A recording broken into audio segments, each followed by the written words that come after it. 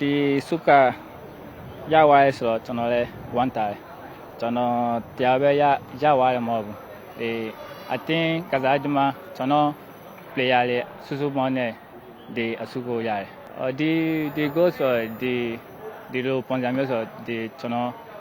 favorite ပဲအဲ့ဒါကျွန်တော်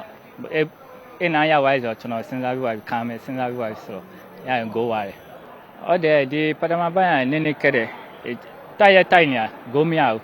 ဆိုတော့ပထမပိုင်းရဝါရဲဆိုတော့နိပြတယ်သူအတွေ့အကြုံနဲ့သူ formation နည်းပြောင်းသွားတယ် changes လဲလုပ်သွားတယ်ဆိုတော့ဒီဒုလာပိုင်းဆို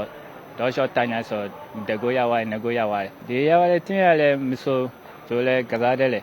သူလဲခေါင်းနဲ့ကစားဒီမှာများတယ်အဲ့ဒါဒီလို it's the semi final ဝင်သွားတယ်ဆိုဒီလိုဆိုတော့သွားပေါ်လို့မရဘူးအဲ့ဒါဒီလိုလဲသူလဲနိုင်ကျင်တယ်ရှမ်းလဲနိုင်ကျင်တယ်ဆိုရှင်ဖို့90မိနစ်ဆိုဘယ်နိုင်သွားလဲဆို